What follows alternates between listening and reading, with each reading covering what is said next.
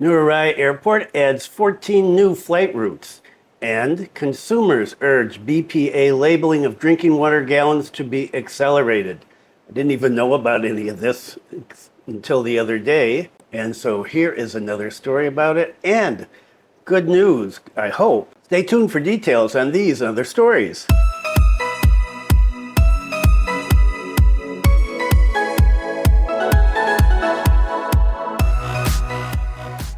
Selamat siang. Welcome to the latest news from Bali in Indonesia. This is January 30th, 2025, and my name is Bruce. And what is the weather like today? Whoa, yucky, yucky. It is 32.5 degrees Celsius right now, 69% humidity.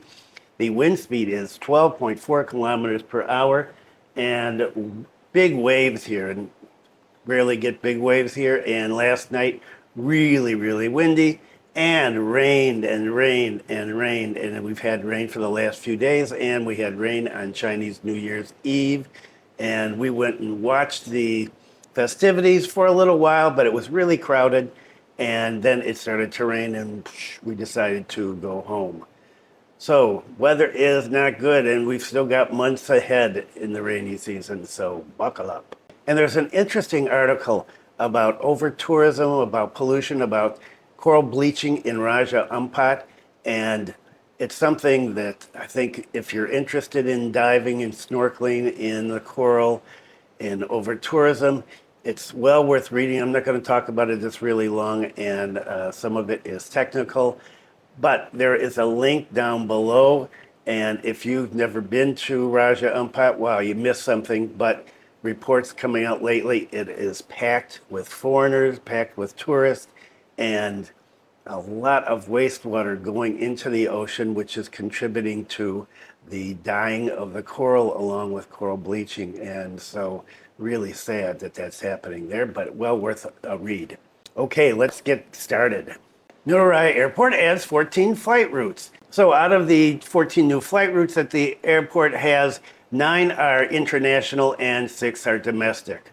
The addition of this route is part of the strategy to improve air connectivity and support the growth of tourism in the economic sectors in Bali and Indonesia in general, according to InJourney Airport President Director Faik Fahmi. Some international routes that will be open soon: Bangalore, Canberra, Abu Dhabi, Moscow, Kota Kinabalu, Phuket, Busan, South Korea, Shanghai. Meanwhile, domestic routes that will start operating include Sorong in Papua, Lampung, South Sumatra, Berau in East Kalimantan, Sumbawa, West Nusa Tenggara, my old home, Palembang, South Sumatra, and Pontianak in West Kalimantan. Currently, according to Pak Faik, the airport serves 65 flight routes consisting of 25 domestic and 40 international. With the addition of the 14 new routes, there'll be 79 flight routes.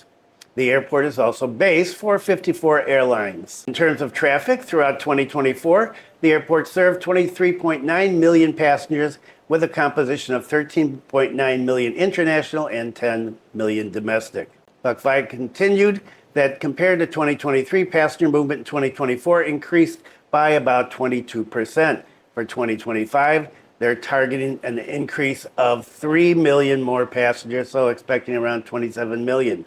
With the addition of flight routes and better slot arrangements, the capacity of Ngurah Airport will be even greater.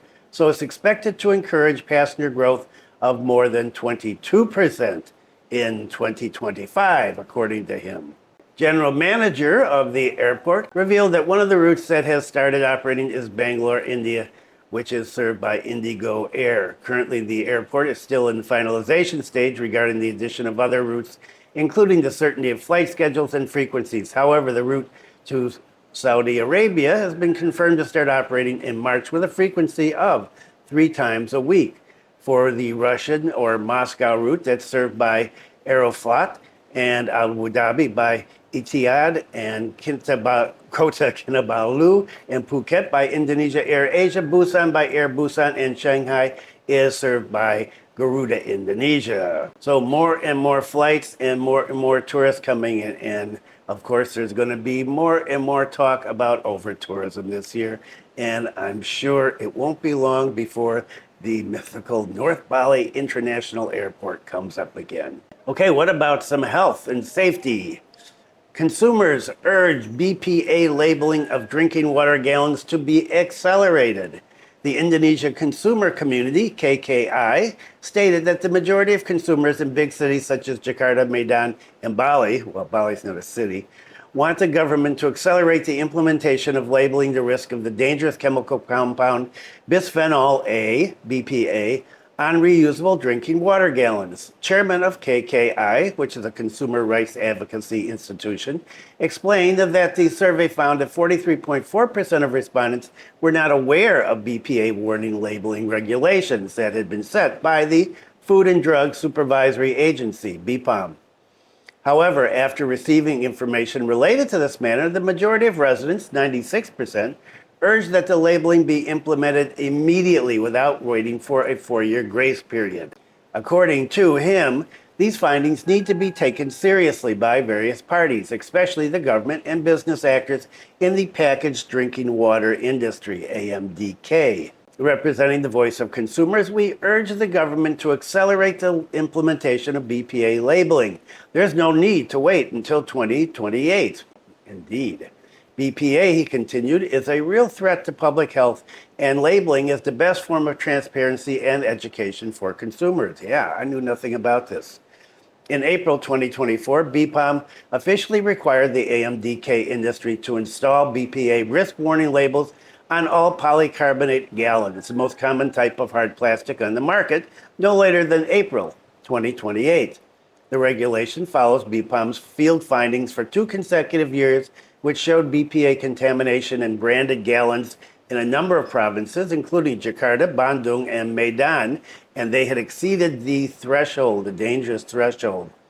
According to Pak David, KKI's research was initially triggered by the phenomenon of widespread debate in the mass media and social media about the threat of BPA to public health. He said the KKI regretted the emergence of a flood of opinions that seemed to want to give the impression that there was nothing to worry about from the exposure to BPA sourced from plastic food packaging, including branded drinking water gallons.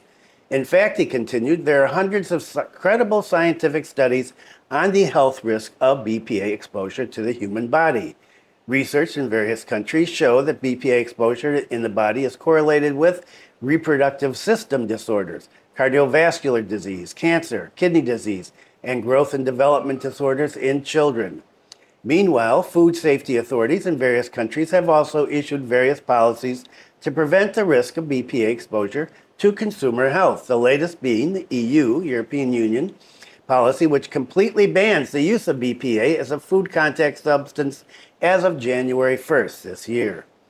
On that occasion, KKI also asked the government to intensify public education regarding the risk of BPA in polycarbonate gallons in order to increase transparency and consumer protection.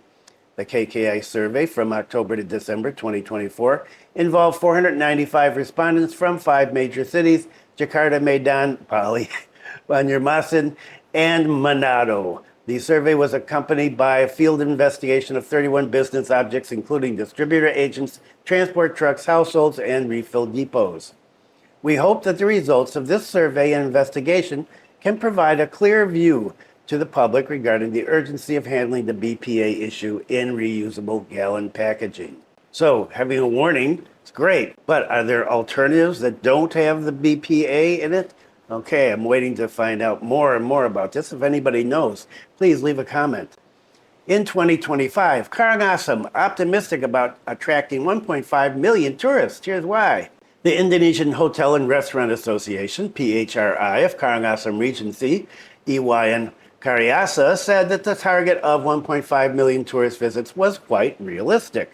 Reflecting on the realization of visits last year, both domestic and foreign tourist visits reached 1.28 in Karangasem. So we got 1.28 million. They want to get up to 1.5 this year. The number consisted of 1,034,359 foreign tourists and 253,973 domestic tourists. With quite a lot of tourist destinations, DTW in Karangasem, it is increasingly attracting interest in visiting Karangasem. Hopefully, the trend of tourists to Karangasem will increase, he said. I like Karangasem. It's a cool place. It is another place that I would like to live. If I wasn't living up in Bulang, Karangasem is maybe the place that I would go. The hope, he said, is in line with the hope of the elected Karangasem region, who is very focused on increasing tourist visits. Of course, with three important things that are needed, namely the availability of access, amenities, and attractions. Amenities is like a love attraction. So I'm not exactly sure what that means. However, to increase visits to Karangasem, said Karyasa, there are a number of challenges that will be faced. Among other things, traffic jams, garbage, and land conversion. For that, Karyasa believes that the Bali provincial government will emphasize law enforcement with government's role as a regulator and facilitator by expecting assistance from tourism stakeholders in the field. In addition, what is no less important is how to start enforcing the law because the regulations are complete. Now all that remains is to implement and synchronize. Yes, of course, what I've been saying for a long time. For the future, Karyasa is optimistic that tourist visits to Karangasem will increase. Moreover, there will be a Chandidasa beach conservation project that is targeted to be completed in 2 years. Oh, now I wonder what that's going to be about. You know the Chandidasa beach as well.